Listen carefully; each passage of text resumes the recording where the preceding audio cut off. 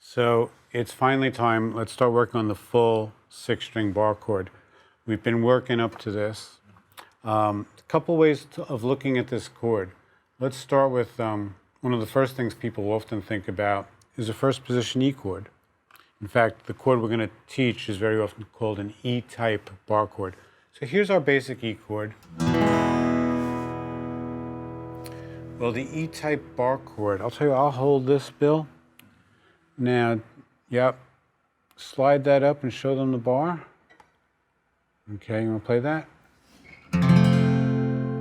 So what's happening here, one trick that Bill used, normally when we play the E chord, we use the second, third, and first fingers.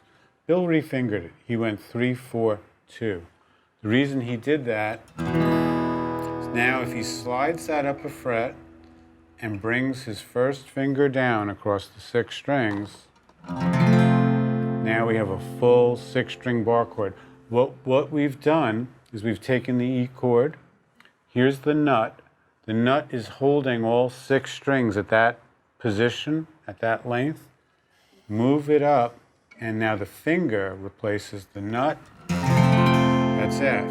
Let's just go up the neck. That's F sharp. Now G, G sharp, A, and we could keep going.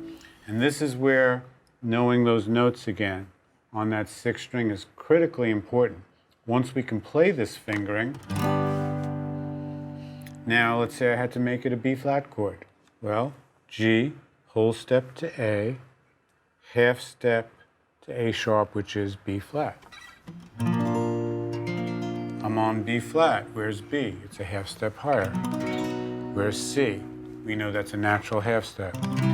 Where's D? Would be a whole step. Okay, and we could keep going, although if you go too high with those bar chords, your fingers are too big to go too high up the neck. So to practice that bar chord type, I want you to work on example 37. It's bar chords by the bay again. It's because I don't want to introduce too much information. Right now, I know you know how this sounds and how it's supposed to go, so you can keep your focus on playing the right chords. I'll play it through once briefly, and you can listen. Okay? 1. Why don't we play together? 1, 2, 3, 4.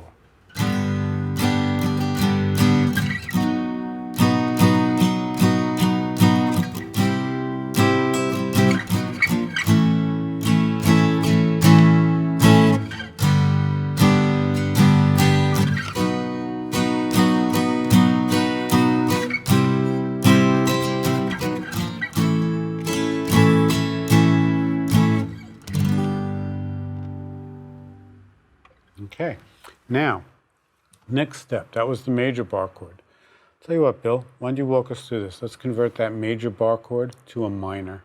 Okay. Okay? So if we realize that the third is the G sharp and we just make it lower that, as we have been doing, we have a minor form, which is really the parent form is the E, and there's E minor. Right. Now, once again, we have to adapt the fingering so that instead of using 2 and 3, we're going to use 3 and 4.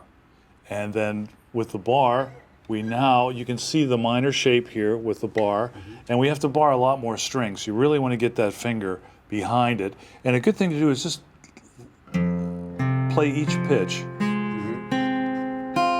to see if they're clear, and then... Little tip. Probably no one at home is going to be able to do that F because of what we were talking before. It's hard. You will do it soon. Let's move it up the neck. Yeah, and so if that would be F and I wanted to go to G, I can see my position dot. So I can find that G pretty quickly. My whole hand just relaxed because it's that much easier to play at G. Moving up to G, yeah. And then A, I got another position dot right there. B would be a position dot. Now C, as Aaron was saying, is a half step, so 1 fret. And then D minor. And then we're pretty good shape. It would repeat itself after that. So, and just like if you remember when we had the 4-string version of that chord, that F-type bar chord is nothing but the top 4 strings of this form. So I'll go to A. Here's the 4-string version, and this is an A. This is like a short form bar chord, A.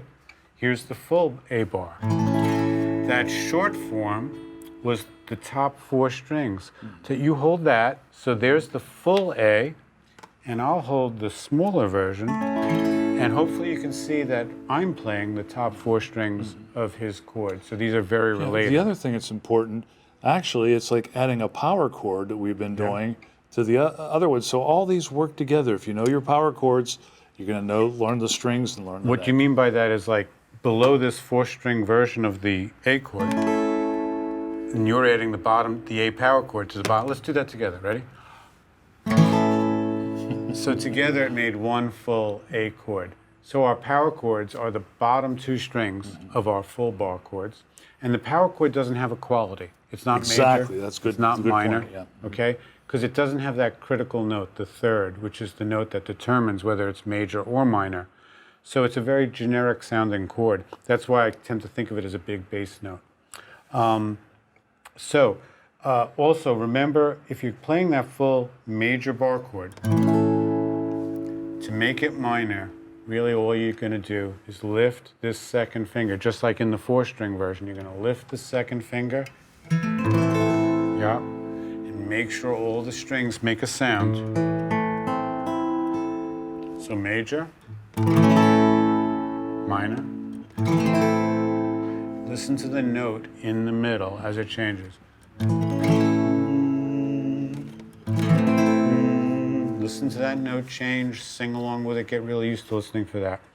Work on the here-there progression in 38. It'll give you some good practice playing the major and minor 6-string bars. And when you've got that down, come on back, and in the next chapter, we'll play the R&B progression with these full bars.